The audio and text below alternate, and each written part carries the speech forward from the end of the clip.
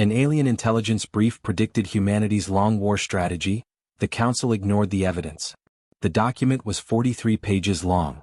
It had been translated 3 times, once from the original Varrock computational dialect, once into the Galactic Compact's administrative standard, and once, quietly, into English. The last translation had been done by a single human linguist working overnight in a cold office on Relay Station Meridian, far enough from Earth's political orbit that no one with authority would notice. Her name was Dr. Selen Iden. She was not a soldier. She was not a diplomat. She was a xenolinguist on a research contract, and by the time she finished the 3rd translation, her hands were shaking. She printed it anyway. The document bore the internal classification stamp of the Varrock Intelligence Directorate, an organization roughly equivalent to a combined CIA, Pentagon War College, and advanced research think tank, compressed into a single alien institution that had existed for over 600 years. The Varrock were not humanity's allies, but they were not enemies either. They occupied that unsettling middle space, observers. They watched, recorded, analyzed, and occasionally, when the data compelled them, they wrote reports. This report was titled, in the most accurate English translation Dr. Iden could produce, Behavioral and Strategic Assessment of the Human-Terran State, Projected Conflict Response under First Contact Hostile Engagement Scenarios. She had found it buried in a data packet meant for routine archival. Whether it had been misfiled deliberately or accidentally, she would never know. What she knew was that it was real, it was detailed, and it contained projections that made the hair on the back of her neck stand up, not because they were frightening but because they were correct. The Galactic Compact Council held its sessions in a structure built into the orbital ring of the planet Suvith Prime, a gas giant of spectacular indifference to the politics conducted 3,000 kilometers above its churning atmosphere. The council chamber could seat representatives from 41 species. On most days it seated perhaps 11, the rest attending via quantum relay projection. The session convened on what Earth's calendar would have called March 14, 2219. Humanity had held observer status in the Compact for 31 years. Full membership had been repeatedly deferred, the official reason being that Earth's geopolitical maturity index had not yet reached the threshold required for full integration. The unofficial reason, the one that circulated in diplomatic backchannels and was never recorded in official transcripts, was simpler. Nobody knew what to do with humans. They were young by galactic standards. Dangerously young. Their civilization had only been space-capable for 2 centuries.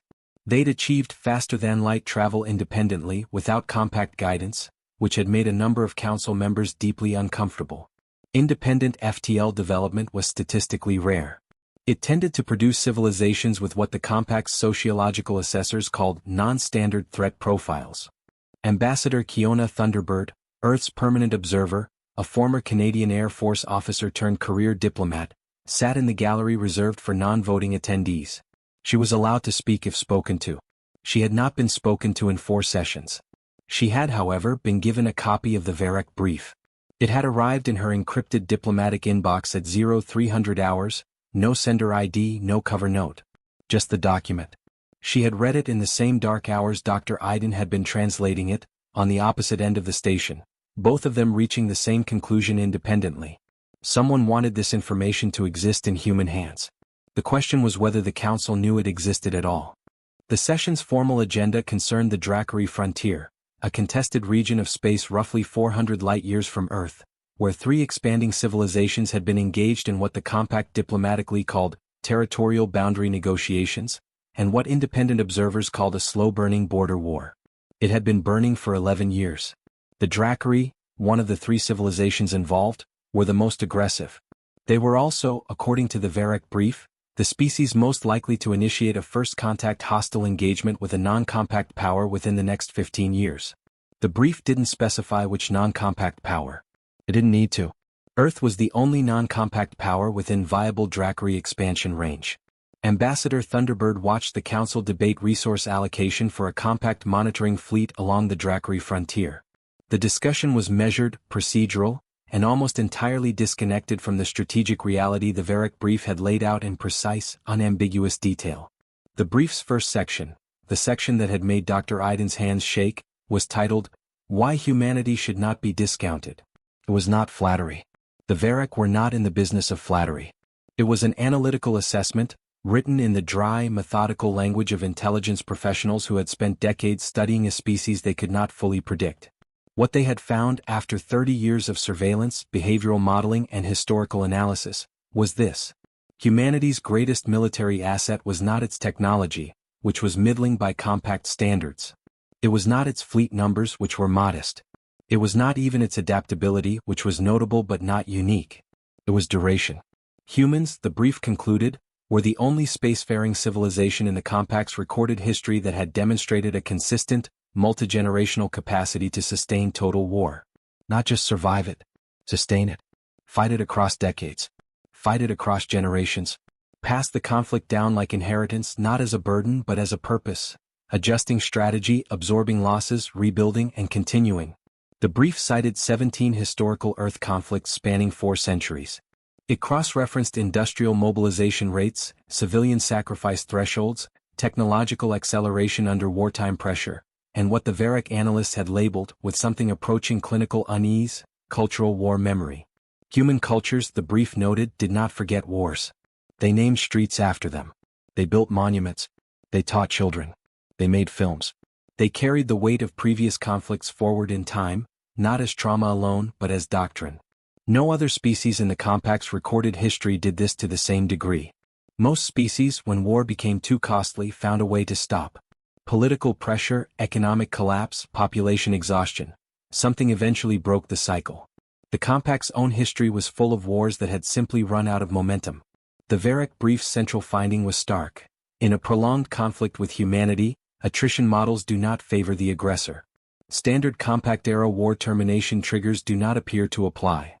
The council session ended without addressing the Dracari expansion vector toward Earth's sector. It hadn't been on the agenda.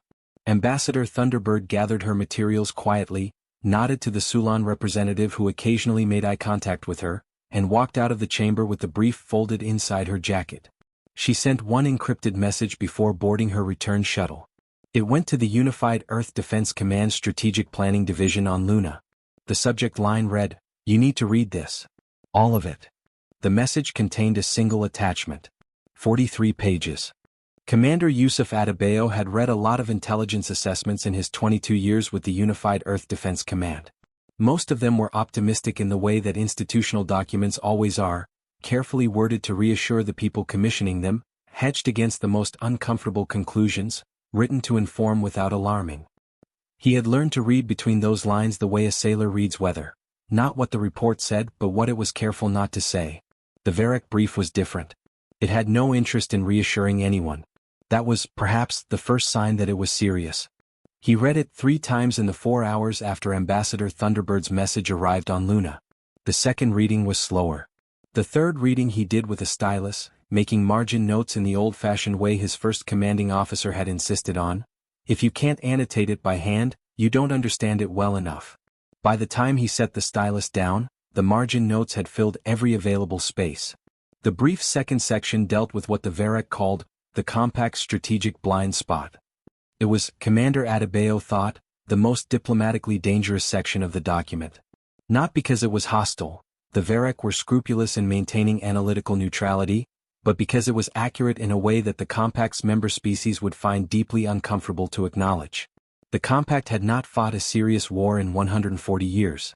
The last major conflict in compact space, the Sulan Consolidation War, had lasted 9 years and ended when both sides simultaneously collapsed economically and agreed to a settlement that neither fully honored. Since then, the compact had operated on a doctrine of deterrence, negotiation, and managed territorial expansion. Wars were expensive. Wars were destabilizing. Wars produced refugee crises, trade disruptions, and cascading political problems that took generations to unwind. The compact's military establishment had evolved accordingly. It maintained fleets primarily as symbols of deterrence rather than instruments of sustained combat. The average compact fleet engagement in the last century had lasted between 6 and 18 months before some form of ceasefire or negotiated settlement intervened. This was not weakness, the Varric brief noted carefully. This was civilization. The development of robust conflict termination mechanisms was a sign of political maturity. But it had produced, over a century and a half, a set of institutional assumptions that were baked so deeply into compact military doctrine that almost no one recognized them as assumptions anymore. They had become axioms. The first axiom, All rational actors prefer war termination over war continuation once costs exceed projected gains. The second axiom: economic pressure is the most reliable mechanism for forcing war termination. The third axiom: population suffering beyond a certain threshold produces political pressure sufficient to end any conflict. The Varrock brief examined each axiom in turn. Then it examined the historical record of human warfare. Then it noted, with the restrained precision of people who understood exactly what they were saying, that all three axioms had failed to predict the outcome of at least 11 major human conflicts over the last 4 centuries. Humans had continued wars after the economic cost exceeded any rational projection of gain. They had continued wars under economic blockades severe enough to produce civilian famine. They had continued wars after suffering population losses that, by any compact-era model, should have produced overwhelming political pressure for settlement. The brief did not say this admiringly. It was not written to admire. It was written to warn. Compact military doctrine, if applied without modification to a conflict involving Terran forces, would produce systematic strategic miscalculation, the brief concluded. An adversary relying on standard compact war termination pressure mechanisms against humanity risks initiating an engagement they cannot conclude on favorable terms. Commander Adebayo set down the document and looked out the window of his Luna office at the gray-white expanse of the Malapert Basin. There was a shipyard visible in the distance, the orbital framework of 3 new destroyers in various stages of construction, their skeletal forms catching the low sun at angles that made them look fragile. They were not fragile. They were the newest iteration of the Meridian class, designed for deep space engagement, equipped with the 3rd generation of humanity's independently developed FTL drive, and crewed by people who had trained for the kind of conflict that, until 30 minutes ago, he had considered a distant hypothetical. He pulled up the latest strategic assessment from UEDC's own intelligence division. It was optimistic in the way institutional documents always were. He closed it. He opened a secure channel to the Strategic Planning Directorate and requested an emergency review session for the following morning. The duty officer asked if it could wait until the week's scheduled review cycle. No, Commander Adebayo said. It cannot wait. The Council's failure to act on the Drackery expansion vector was not, as Ambassador Thunderbird had initially suspected, a simple oversight. She had spent the week since the session reviewing the Council's internal communication logs, which, as a permanent observer, she had no official right to access, but which a particularly conscience-troubled Sulan administrative assistant had quietly provided her, encrypted and deniable. What she found was not negligence. It was something more frustrating, a systematic filtering of inconvenient data. The Drackery expansion briefings had been reviewed by the Council's Strategic Assessment Subcommittee 3 months earlier. The subcommittee had flagged the Earth sector exposure, noted it, and then buried the finding under a procedural classification that effectively removed it from the Council's active agenda. The classification code translated, roughly, to issue deferred pending further assessment of affected parties' compact membership status. In plain language, humanity isn't a member yet, so this isn't officially our problem. The Varrock brief had apparently been prepared in direct response to this classification.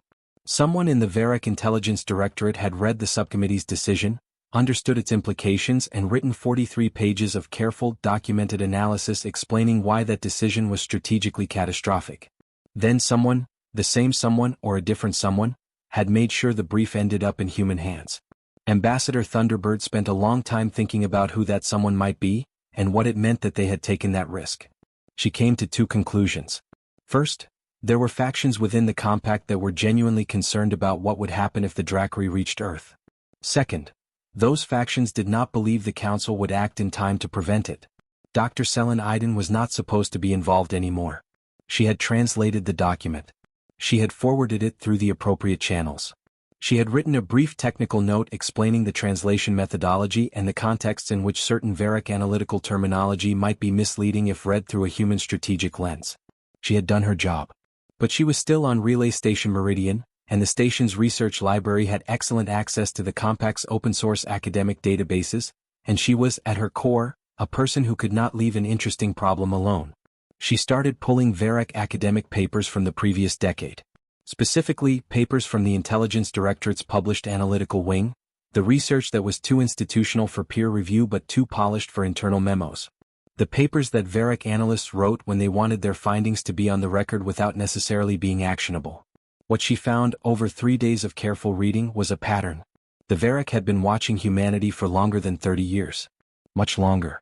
There were references in papers dating back nearly a century, early observational reports, behavioral assessments, notes on human radio transmissions picked up at range. The early papers were thin on data and appropriately cautious in their conclusions. But the later papers, the ones from the last 30 years since humanity had achieved FTL and made formal contact with the compact, those papers were dense with data, and their conclusions grew progressively more consistent. Every Varrock analyst who had studied humanity at length had come to the same conclusion about the long war capacity. And every one of those papers had been classified within 6 months of publication. Not destroyed. Not denied. Classified, moved from open access to the Compact's restricted research archive, accessible only to member state intelligence services. Which meant the Council had access to them. Which meant the Council knew. Dr. Iden sat back in her chair and looked at the ceiling of the research library for a very long time. Then she started writing a second document. Not a translation this time. An analysis. Her own analysis, drawing on everything the Varrock had documented and everything she had spent her career learning about human psychology and decision-making. She titled it, What the Council Chose Not to Know. She sent it to Ambassador Thunderbird before she went to bed. She did not sleep particularly well. The Dracari word for the operation was Vethkara. It translated, approximately, as natural correction, the kind of term that civilizations use when they want to describe expansion without using the word conquest. The Dracari had a long history of Vethkara, the gradual absorption of resource-rich, strategically positioned, lightly defended systems into their territorial sphere. It was rarely violent in the early phases. Violence was expensive. Presence was cheaper. A monitoring station, then a resupply depot, then a patrol route, then a formal territorial claim backed by enough fleet tonnage that the previous occupants found negotiation more practical than resistance. It had worked 17 times in the previous 80 years. The 18th target was the Lacale Corridor, a region of space that included, at its outer edge, the Sol System's FTL approach vectors. The Dracari Strategic Command's assessment of Earth as a military obstacle was thorough by their standards. They had reviewed everything the Compact's open-source databases contained about human military capability. They had cross-referenced fleet numbers, technological assessments, and the formal defense agreements Earth had with its 2 closest Compact-affiliated trading partners. The assessment concluded that Vethkara was viable. Resistance, if it occurred, would be manageable. The engagement envelope, the period between initial territorial assertion and human capitulation or negotiated withdrawal, was projected at 14 to 22 months. This projection was based entirely on standard Compact-era war termination models. The Varrock brief had specifically identified this as the critical failure point. The Dracari Strategic Command had not read the Varrock brief. Admiral Chinwei received the UEDC's Dracari movement assessment on a Thursday afternoon, 6 weeks after Commander Adebayo's emergency review session. The session had produced a classified strategic review document that was, by normal UEDC standards, unusually direct. It was titled Long Duration Conflict Preparedness Assessment, Elevated Priority Review. It ran to 312 pages. Its core recommendation was that Earth's defense posture needed to shift from a deterrence and response model to what the review's authors called a sustained engagement framework, a military and industrial architecture designed not for short, decisive conflicts but for the kind of prolonged, multi-generational confrontation that the Varrock brief suggested was the realistic outcome of any serious hostile engagement with humanity. The recommendation was not received well by everyone. Earth's defense budget was not small, but it was allocated for a deterrence posture. Restructuring for sustained engagement would require changes to shipbuilding schedules, supply chain architecture, personnel training pipelines, and, most politically difficult, a public communication strategy that acknowledged the possibility of a long war without triggering the kind of panic that historically destabilizes defense policy. Admiral Chen had pushed the review through 3 layers of interagency obstruction in 6 weeks. She was not patient by nature, and the obstruction had not improved her temperament. The Dracari movement assessment was the development she had been watching for. 3 Dracari scout formations had entered the Lacale Corridor. They were moving slowly, establishing sensor buoys, running mapping surveys. Standard Vethkara opening moves. They had not crossed any formally recognized boundary, because there was no formally recognized boundary, humanity was not a Compact member, and the corridor had never been formally demarcated. The Dracari were not, technically, doing anything illegal. They were, technically, about to make the most consequential strategic miscalculation of the last century. Admiral Chen's briefing to the Earth Defense Council, the executive body that oversaw UEDC operations, lasted 4 hours. She presented the Varec brief in full. She presented Adebayo's strategic review. She presented Dr. Iden's supplemental analysis and Ambassador Thunderbird's diplomatic assessments. Then she presented her own recommendations. They were not comfortable recommendations. She was not asking for authorization to respond to the Drakri scouts with force. That would be premature, legally complicated, and strategically counterproductive. She was asking for something more difficult. She was asking the Council to begin, immediately, a covert restructuring of Earth's entire defense industrial base, not in response to an attack that had already occurred, but in preparation for an engagement that the evidence strongly suggested was coming. She was asking them to start building for a long war before the war started. The political difficulty of this request was hard to overstate. Democratic governments do not naturally fund for hypotheticals. They fund for crises, and usually only after the crisis has become undeniable. Asking a civilian government to spend the money and absorb the political cost of wartime industrial mobilization during peacetime was the kind of request that ended careers. Admiral Chen made it anyway. She had the Varec brief. She had the Drakri movement data. She had 312 pages of UEDC strategic analysis. She laid it all in front of the Council and said, in the plainest language she could manage, "They're coming. Not immediately. Not this year, possibly not for 3 years. But the pattern is clear, the direction is clear, and the one thing we know with certainty is that if we wait until first contact to begin preparing, we will already be behind. Catching up during an active engagement against an adversary who set the timeline is a position we should not accept." The Council deliberated for 2 days. They approved a modified version of her recommendations, smaller than she had requested, slower than she had wanted, hedged with classification restrictions and political language that gave everyone cover for the decision. It was not everything. It was enough to begin. On the Drakri side of the Lekale corridor, the scout formations completed their initial survey and transmitted their reports back to Strategic Command. The reports were routine. The Sol system registered as a mid-tier technological civilization with modest fleet presence and no territorial agreements requiring negotiation. The human monitoring stations in the outer corridor had tracked the scouts without responding, which the Drakri analysts interpreted as a confirmation of the assessment. Limited capacity, uncertain intent, likely to negotiate when presented with formal territorial assertion. The Vethkara timeline was confirmed. No one in the Drakri command structure flagged any concern about the mission. No one had read the Varec brief. The first human response to the Drakri survey was not military. It was 3 relay stations deployed quietly along the corridor's midline over the following 4 months. They were officially designated as Deep Space Communications Infrastructure, which was true as far as it went. They were also sensor arrays of considerable sophistication, capable of tracking fleet movements across a volume of space roughly 40 light-years in diameter. The Drakri noted their deployment. The Drakri assessed them as communications infrastructure, which was, again, not wrong. It was simply incomplete. 6 months after the relay stations were deployed, 2 of humanity's newest shipyards received accelerated production contracts. The ships they were building were Meridian-class destroyers, with modifications to their supply systems that extended their operational endurance from 8 months to 26. Nobody announced this publicly. The Drakri did not know. The Council of the Galactic Compact did not know. The Varec Intelligence Directorate almost certainly did know, but said nothing. Ambassador Thunderbird sent one more encrypted message to Commander Adebayo during this period. It contained no document attachment this time. Just 4 lines. The Compact's latest session addressed the Drakri frontier expansion. No mention of the Sol sector. The subcommittee's classification remains in place. They have decided not to see this.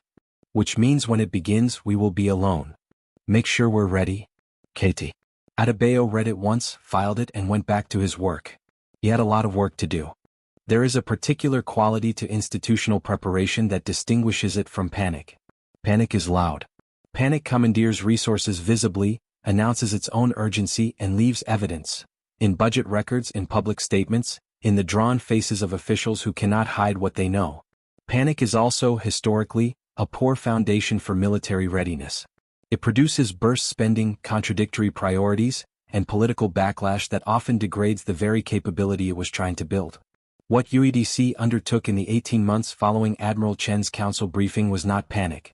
It was something the ancient Romans had called sus cuique, to each their own, a methodical allocation of responsibility across a system deep enough that no single point of observation could see the whole picture. The shipyards on Luna knew about the extended endurance contracts but not the sensor relay program. The relay program's engineering teams knew about the locale deployment but not the production acceleration. The Strategic Planning Directorate knew the entire picture, and the Strategic Planning Directorate was, by design, the most security-conscious institution in human space. This was not deception for its own sake. It was operational security, the foundational military discipline of ensuring that an adversary cannot derive strategic intentions from observable activity.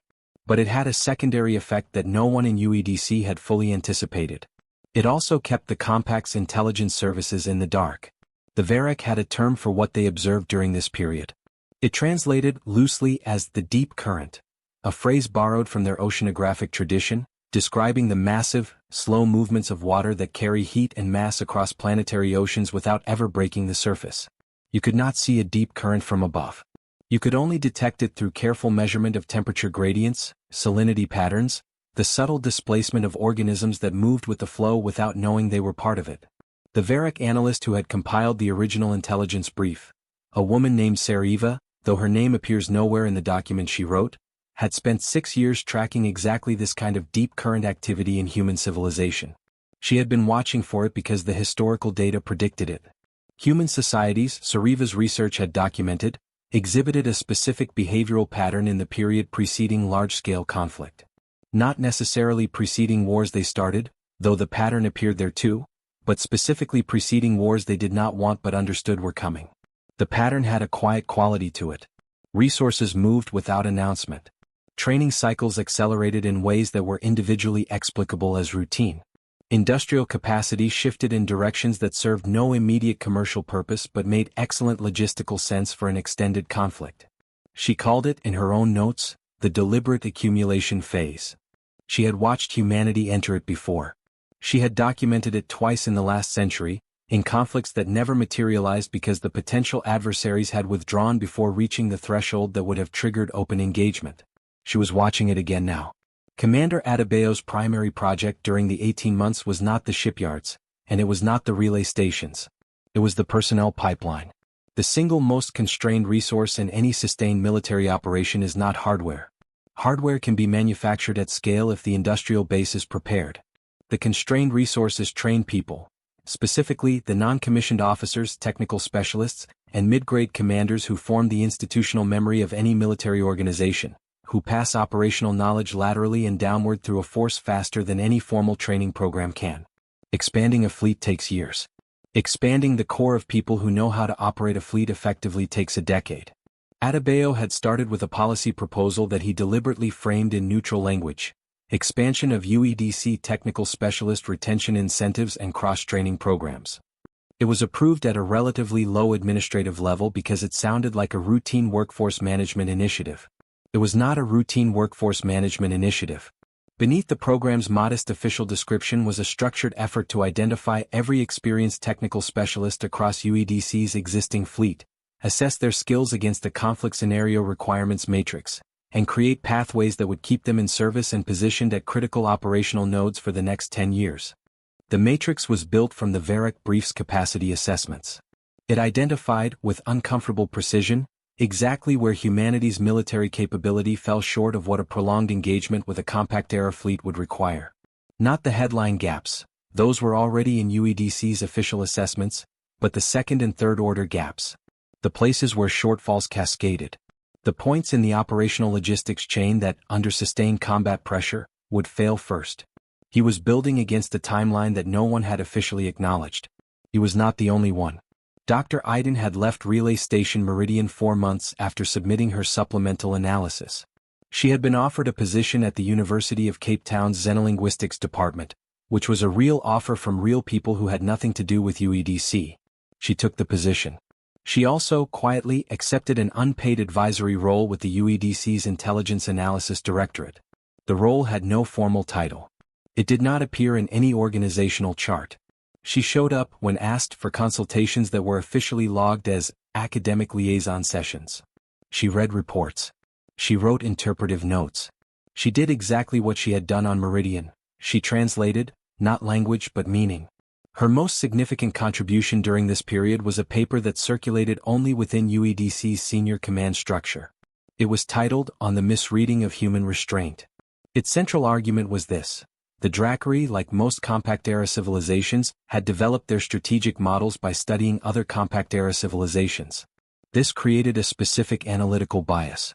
They were skilled at reading the signals that other compact members used to communicate intent: the formal diplomatic protests, the fleet movements near contested boundaries, the economic pressure campaigns, the carefully calibrated escalation ladders that compact-era military culture had refined over a century and a half of managed conflict. Humanity used some of these signals, but not all of them and not in the same proportions.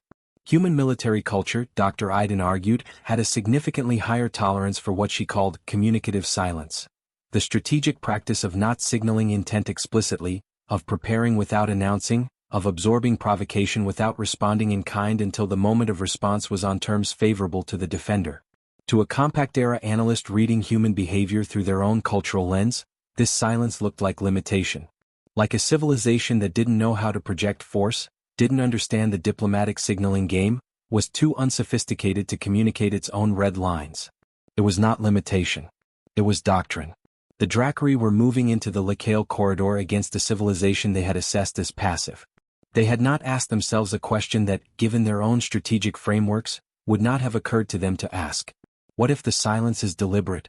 18 months after Admiral Chen's briefing, the UEDC's preparedness assessment showed measurable progress across every tracked metric. Not dramatic progress. Not the kind of progress that would be visible in a satellite image or a news report or an intelligence summary built from surface observations. The progress was systemic, structural, and deep. 3 additional Meridian-class hulls under accelerated construction.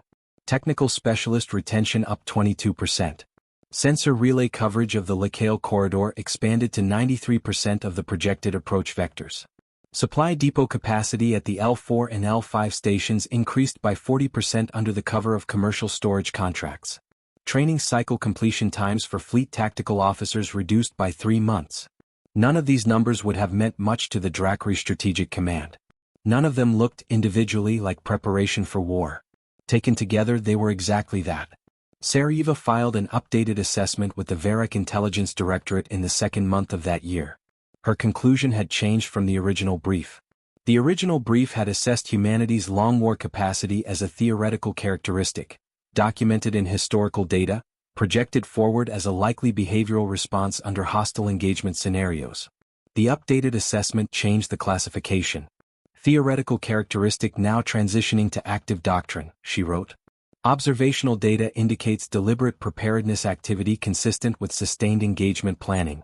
Timeline of transition suggests awareness of threat vector preceding formal hostile action. Recommend immediate Compact Council notification. The updated assessment was reviewed by the Directorate's Senior Oversight Board. It was classified. This time, no one sent it to Ambassador Thunderbird. The engagement that history would later designate as First Lacale Contact did not begin with a declaration of war. Neither side issued one. That detail would confuse historians for decades. What happened was this. A Dracari patrol formation, 4 cruisers and a command frigate, conducting what their mission log recorded as a routine territorial assertion sweep, encountered a human monitoring station at Lacale Marker 7 Delta. The station was unmanned as most of humanity's deep space infrastructure was. It was equipped with standard communication systems and a beacon that, in the Compact's diplomatic protocol, constituted a registered territorial marker. The Dracari commander, following Vethkara protocol, transmitted a standard assertion package, a formal notification that the Lacale corridor was under Dracari territorial assessment, that all non-Dracari installations in the corridor were subject to relocation or decommission within 90 standard days, and that Dracari forces would be conducting ongoing surveys of the region in furtherance of their territorial claim. The message was politely worded. By Dracari standards, it was almost cordial. It reached UEDC Strategic Command on Luna with a 16-hour transmission delay. The response took 12 hours to draft, legal review and send. When the Dracari commander received it, he read it twice, then forwarded it to Strategic Command with a note that translated roughly as, "These people don't understand how this works." The human response was 47 pages long. It documented in precise legal and strategic language the basis of Earth's territorial claims in the Lacale Corridor. It cited 3 provisions of the Compact's open-access territorial framework that applied to non-member civilizations. It cited the coordinates and registration dates of every human installation in the corridor. It provided, in an appendix, a detailed survey of the sensor relay network's coverage parameters and the logged movements of Dracari forces within that coverage area over the preceding 22 months. That last appendix was the part that made the Dracari commander's note to Strategic Command read as it did. Humanity had been watching them for nearly 2 years. The Vethkara operation had been monitored from its first scout deployment. Every survey run, every buoy placement, every patrol formation, logged, time-stamped, analyzed. This was not how passive civilizations behaved. The Dracari Strategic Command's response to the 47-page communication was to escalate. This was not irrational. From their perspective, the logic was straightforward. Humanity had responded with documentation rather than negotiation. Documentation was a resistance posture, but it was a soft one. It was the behavior of a civilization that wanted to establish a legal record, which was typically a precursor to either formal protest, ineffective without compact membership, or eventual negotiated withdrawal. The escalation was calibrated. 1 additional patrol formation assigned to the corridor, a second territorial assertion package filed through the Compact's claim registry, and a follow-up communication to Earth that acknowledged the human response while reaffirming the Dracari position and the 90-day relocation timeline. The follow-up communication arrived at UEDC Strategic Command on a Monday morning. Admiral Chen read it, set it down, and authorized the activation of the first phase of the response plan she had been building for 20 months. The plan had a name. It was not a dramatic name. UEDC's planners had a tradition of naming operations after minor geographic features. Rivers, hills, elevations that appeared on maps without context and said nothing about the operation itself.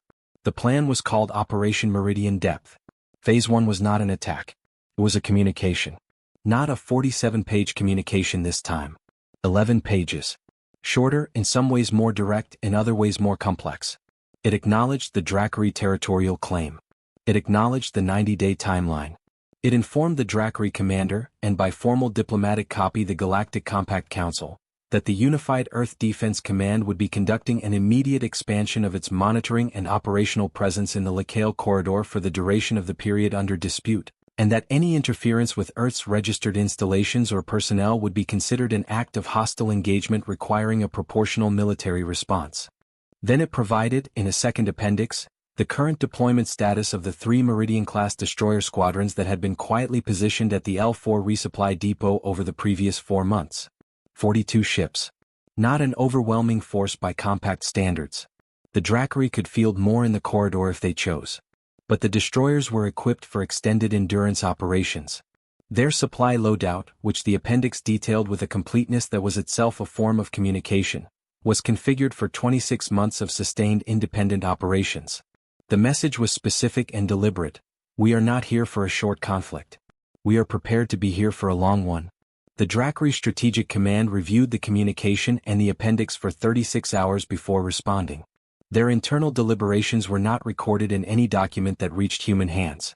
What arrived at UEDC was their formal response. A reaffirmation of the territorial claim, a request for direct diplomatic talks, and a notable absence of any further escalatory action. They had paused. Commander Adebayo, reading the response in his Luna office, felt something he was careful not to express in any official communication. A quiet, controlled satisfaction. Not triumph. Triumph was premature and dangerous. But the pause was significant. The Dracari had run their models. They had assessed the extended endurance configuration of the Meridian squadrons. They had, presumably, run their standard war termination projections against an adversary who appeared to be prepared for a 26-month engagement minimum. The projections had produced something they hadn't expected. Uncertainty. Standard Vethkara projections ran uncertainty. The adversary's engagement envelope, their pain tolerance, their economic breakpoint, their political capitulation timeline. These were the variables that Dracari Strategic Command was skilled at measuring. For the first time in 18 operations, the variables weren't behaving predictably. Ambassador Thunderbird received official notification of the Dracari diplomatic request at 0800 hours on a Wednesday. She was sitting in the Compact Council's secondary conference suite, waiting for a routine trade committee session that she attended as a formality. The notification came from 2 directions simultaneously, a UEDC secure channel, and a formal Compact Council administrative notice. The council had been copied on the Drakri request. It was the first time the Sol Sector situation had appeared in council official correspondence in 20 months. She allowed herself a moment, just a moment, to appreciate the architecture of what had just happened. For 2 years, the council had successfully maintained the fiction that the Drakri's movement toward Earth was not their problem. The classification. The deferred agenda item. The deliberate not seeing. Humanity's 42-ship response to a Vethkara operation had just made that fiction unsustainable. The council could no longer pretend this wasn't happening. It was, formally and officially, happening, in council records with parties named with a diplomatic request on file. She sent a brief message to Admiral Chin. They've requested talks. Council has been copied.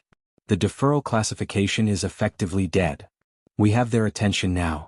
In a secure research office within the Varek Intelligence Directorate's main campus, Sarajevo received the alert that flagged the first locale contact event in the public compact registry. She pulled up the full file. Read the human response document carefully. Reviewed the deployment appendix. She sat for a while, thinking about the assessment she had written 20 months ago that had been classified and not forwarded. Then she wrote a 1-paragraph memo to her directorate's oversight board. Recommend immediate declassification and forward distribution of Assessment File 7 Sarajevo to full Compact Council. First locale contact confirms behavioral predictions in original brief. Human force deployment consistent with sustained engagement doctrine.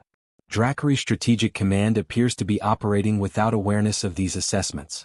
Risk of escalation to full hostile engagement remains high. Council intervention is no longer premature, it is overdue.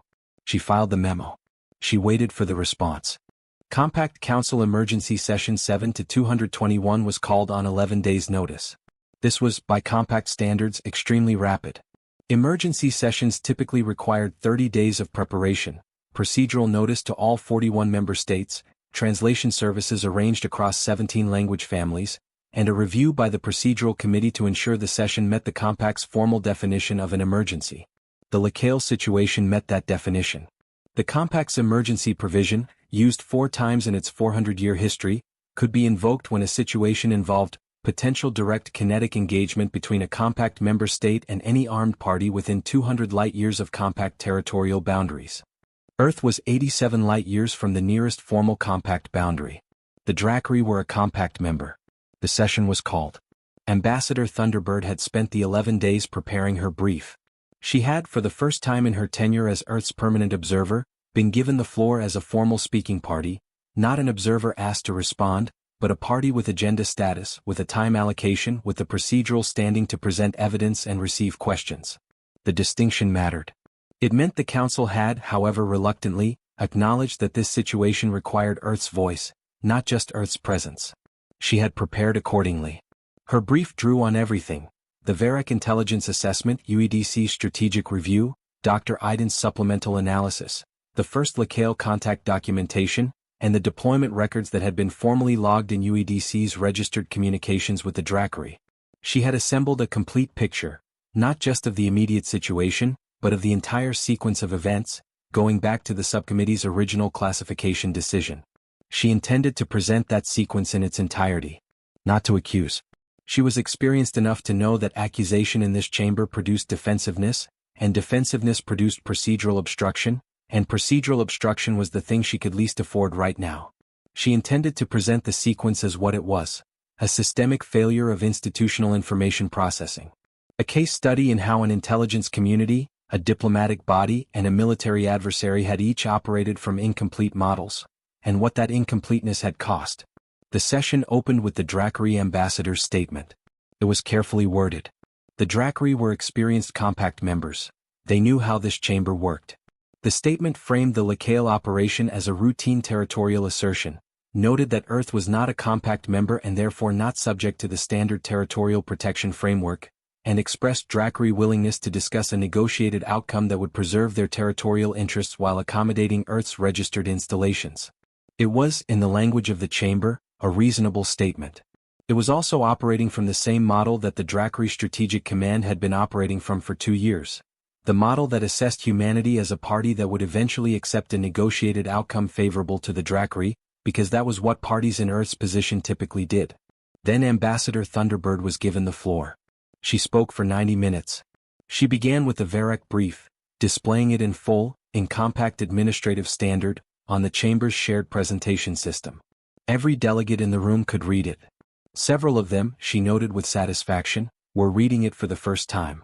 She walked through the key findings methodically. The long war capacity analysis. The war termination model failures. The historical conflict data the VEREC had compiled. She was not theatrical about it, she had consciously decided against theater.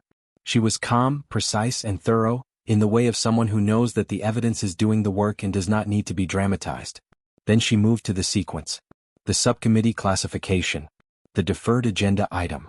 The 22 months of Drackery movement that the Council had official notice of and had chosen not to act on. Then the Drackery communications. The 47-page response. The 42-ship deployment. Then the deployment specifications. She paused here and looked directly at the Drackery delegation. The destroyers are configured for 26 months of sustained independent operations, she said. UEDC's current strategic review is built around an engagement planning horizon of 5 to 8 years. Not because we want a long war. Because the evidence available to us, evidence compiled by the VEREC Directorate and suppressed in this chamber for 20 months, suggests that if a conflict begins, it will not end on anyone's preferred timeline. She let that sit for a moment. We are not threatening this council. We are not threatening the Drackery. We are informing you, with the precision that the situation demands, of what you are looking at. The question before this chamber is not whether humanity can be pressured into a favorable settlement in the near term. That question was answered by the first locale contact response. The question is whether this council wants to be the institution that watched this situation develop, classified the intelligence that predicted it, deferred the agenda item that should have addressed it, and then failed to intervene before it became a conflict that no one in this room is prepared to sustain. The chamber was quiet. The VEREC delegation had said nothing for the first hour of the session. This was unusual. The VEREC were typically among the more active participants in council deliberations, precise, restrained, but engaged. Their silence had been noted. When Ambassador Thunderbird concluded, the VEREC delegate, an older male named Tuvish who had held the position for 19 years, requested the floor.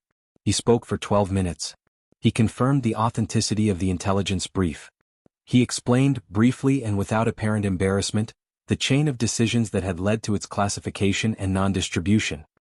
He expressed, in the careful language of someone who chooses words the way a surgeon chooses instruments, the VEREC Directorate's assessment of the current situation.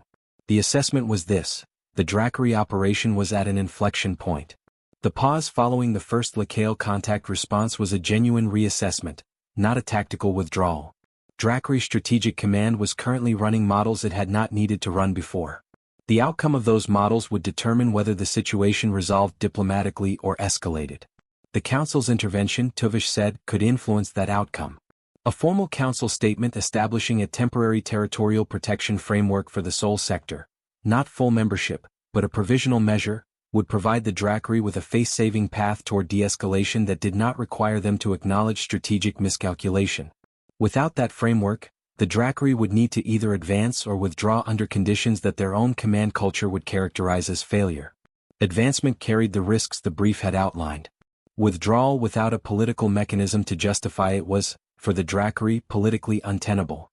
The Council's action in the next 72 hours, Tuvish said, will determine which path is available to them. The deliberations that followed lasted 61 hours. Ambassador Thunderbird did not sleep during most of them. She attended 3 subcommittee consultations, 2 bilateral meetings, one with the Sulan delegation, one with the Compact's Secretary-General, and one informal session that was not logged in any official record, with the Drackery ambassador and 2 aides, in a conference room that contained only chairs, a table, and a window looking out over Suvith Prime's upper atmosphere. The Drackery ambassador was a professional. He had not wanted this situation any more than she had. He was managing institutional momentum, a Veth-Kara operation that had been set in motion before anyone had asked the right questions, now arrived at a point where stopping it required political cover that hadn't existed when it started. She provided him with what cover she could. She did not concede anything that UEDC hadn't authorized. She did not offer anything she hadn't been authorized to offer. She was precise, fair, and patient across 4 hours of difficult conversation. What she gave him was this: a face-saving narrative. Not a lie, but a framing. a way of presenting the Drakri decision to de-escalate that his own government could use domestically without it reading as capitulation to a minor civilization. The framing was, simply, the Lacale corridor situation required clarification of territorial frameworks, and the Drakri initiated a process that has produced that clarification. Which was technically true. It was just true in a way that omitted everything that mattered. The Council adopted Resolution 7-221A by 31 votes to 7. It established a provisional territorial stabilization framework for the Lacale corridor, recognized Earth's registered installations as protected under Compact Provisional Framework, called for formal negotiation between UEDC and Drakri Strategic Command, and directed the Compact's diplomatic corps to initiate accelerated membership review proceedings for the unified Earth government. The membership review would take another 6 years. But the resolution passed. And the Drakri formation in the Lacale corridor received orders to hold position and await diplomatic instruction. It was not a perfect outcome. The underlying tensions had not been resolved. The Drakri's strategic interests in the corridor remained, and the negotiation process that followed would be difficult and prolonged.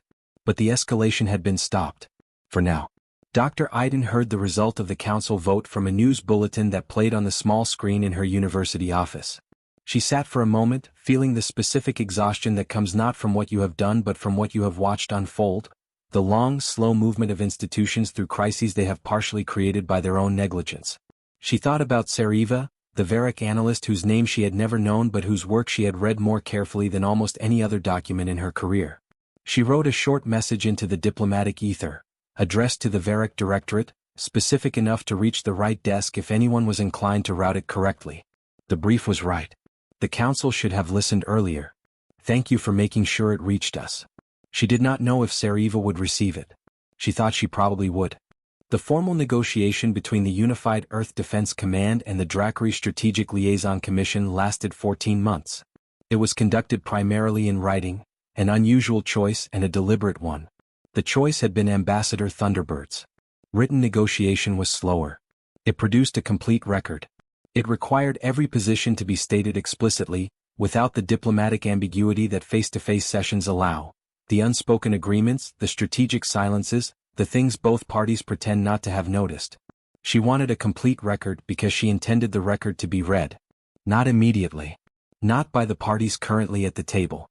But in 10 years or 20 years, or the next time some civilization at the edge of compact space looked at Earth on a map and calculated an opportunity. She wanted that civilization to have access to a document explaining what had happened the last time. The final agreement was called the Lacale Corridor Territorial Framework. It was 41 pages long, 1 page shorter than the Varric brief, a coincidence that Dr. Iden noticed and found quietly appropriate. Its core provisions established a formal joint monitoring zone in the corridor, recognized Earth's installations under compact provisional protection, set explicit boundaries for Drakri survey activity, and created a standing diplomatic commission to manage disputes. It was not a victory document. Ambassador Thunderbird had been careful about that. Victory documents were satisfying to write and catastrophic in their long-term effects. They required the losing party to maintain a public posture of defeat, which, across 20 or 30 years of relationship management, consistently produced resentment, revisionism, and eventual re-escalation. The framework was deliberately balanced. Both sides got something. Both sides gave something. The Drakri retained survey rights in the outer corridor. Earth retained full operational control of its installations. The Joint Monitoring Commission gave the compact a formal role that the Council could point to as an example of the diplomatic process working. It was, in the analytical vocabulary of conflict resolution, a sustainable outcome. Commander Adebayo was not at the signing ceremony. He was at his desk on Luna, reading a personnel briefing about the next class of fleet tactical officers completing their extended training cycle. He had attended the council session via relay. He had read the framework agreement in draft and offered his technical input. He had done what his role required, and he was satisfied with what had been achieved. But he was also honest with himself in a way that the ceremony did not have room for. What had been achieved was the avoidance of something. The prevention of a conflict that the evidence suggested would have been long, costly, and deeply uncertain in its outcome, uncertain for everyone involved. Prevention was valuable. Prevention was, in fact, the hardest form of success to communicate, because it produced no visible triumph. There was no wreckage of Drakri cruisers, no liberated corridor, no decisive engagement to point to. There was only the absence of the thing that had not happened. The deployments that had not been needed. The training that had not been tested in combat. The industrial base that had been quietly expanded and then, mercifully, not fully used. The question that stayed with him, that he would still be thinking about 10 years later, in a different office, in a different role, was not whether they had been right to prepare. The answer to that was unambiguous. The question was whether the preparation itself had changed the calculation. The Dracari had paused when they saw 42 destroyers configured for 26 months of independent operations. They had paused, and then they had de-escalated, and then they had negotiated. Not because they had been defeated. Because they had run their models and found that the models didn't resolve cleanly. Because they had looked at the deployment and understood, perhaps not fully, perhaps not with the complete historical context that the Varric brief provided, but understood enough, that they were not looking at a civilization that would follow the standard Vethkara script. The preparation had been, itself, the deterrent. Which meant, Adebayo thought that the Varric brief had done its job twice. Once by reaching human hands, which had prompted the preparation. And once by existing, because if the Dracari had read it or had access to anything like it, the preparation that the brief had inspired had confirmed what the brief had predicted, and that confirmation had changed the strategic calculus before the first weapon was ever fired. Sariva filed her final assessment on the Lekale situation in the month after the framework was signed. It was not classified this time. The Directorate had decided, in light of the Council session and the resolution, that the original brief's classification had been an error. The updated assessment, the one Sariva had filed 20 months earlier recommending Council notification, was declassified and forwarded to the full Council record. The final assessment was 9 pages. Its conclusion read, in the measured language of a professional who had been watching this situation for 6 years and was disinclined toward either self-congratulation or false modesty. The Lekale outcome demonstrates the predictive accuracy of the behavioral model developed in Assessment File 7 Sariva. Human strategic response to the Dracari operation was consistent with documented long-duration conflict doctrine. Deliberate pre-contact preparation, restrained initial engagement posture, communication of sustained engagement capacity without overt threat, and negotiated resolution with preserved operational leverage. The outcome also demonstrates the cost of intelligence suppression. The 14-month delay between the original brief's completion and its effective distribution to relevant decision-makers reduced the Council's intervention options and increased the risk of uncontrolled escalation. The suppression did not alter the ultimate outcome, but it narrowed the margin substantially. Final assessment. The human strategic disposition observed in this operation is not an anomaly. It is a characteristic. Civilizations that engage with humanity on the assumption that standard compact-era strategic models apply should review this record carefully before committing to a course of action. The brief was written as a warning. It should be read as a lesson. Ambassador Thunderbird retired from the diplomatic service 8 years after the Lekale framework was signed. In her retirement address to the Compact Council, an unusual honor for an observer state representative, but she had accumulated sufficient standing by then that no one thought to object. She spoke briefly about the period she had spent watching the Compact's institutions process a crisis they had partially caused by their own inaction. She did not speak angrily. She was beyond anger about it. What she had come to, over the years, was something more useful than anger, clarity about what institutions could and could not do, and a realistic assessment of what the humans on the ground, the analysts, the commanders, the translators, the diplomats, had managed despite institutional failure rather than because of institutional support. The brief was right, she told the Council. Sariva was right. Adebayo was right. Chen was right. Aiden was right. They were all working from the same honest assessment of what the evidence showed, and they prepared accordingly. The lesson I would ask this Council to take from Lekale is not that humanity is exceptional. It is that good analysis, acted on early, prevents more damage than good courage acted on late. We were fortunate that the courage was available when it was needed. We should not need to rely on fortune. The Council had the information. It chose not to see it. The question for the next 40 years is whether it will make the same choice again. She paused, looked around the chamber at the 41 species represented there, and said what she had been wanting to say for a long time. I hope not. Dr. Selin Aydin published her memoir 11 years after the framework was signed. It was not primarily about Lekale, it was about the work of translation in the broadest sense. Translating language, translating intent, translating the meaning of one civilization to another, in the hope that understanding travels faster than conflict. The chapter on Lekale was called, The 43 Pages. She dedicated it to Sariva, whose name she had eventually learned, through channels she did not disclose in the book, and to everyone who had written an honest assessment that someone else had chosen not to read. The dedication read. For the analysts who saw it clearly, the fault was never in the seeing. The Meridian-class destroyers deployed in the Lacaille operation were eventually rotated out of active service and replaced by a newer design. But before they were decommissioned, the UEDC's Historical Preservation Division placed the operational records from the Lacaille deployment in the permanent archive. All 42 ships. All 22 months of deployment data. All the communications, the maintenance logs, the supply records, the crew assignments, everything. The archive was publicly accessible. Not because UEDC wanted to make a point. Not as a threat or a demonstration or a statement of any kind. Just because it was history. And humanity, as the Varec brief had correctly noted, remembered its history.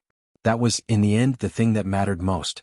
Not the ships, not the deployments, not the 47-page response that had made a Drackery commander pause. All of that was circumstance specific to the Lacaille moment. What persisted was the pattern. The memory. The institutional knowledge, passed forward in documents and training programs, and the quiet decisions of commanders who had read the right reports and understood what they meant. The galaxy had seen humanity prepare for a long war. It had watched humanity not need to fight it. And in the years that followed, in the slowly expanding network of civilizations that monitored each other across the dark, that observation circulated, through intelligence assessments, through diplomatic backchannels, through the academic papers that xenopolitical analysts write when they want their conclusions on the record without committing to a policy recommendation. The observation was simple. Humanity prepares long. Humanity remembers long. Humanity waits. Plan accordingly.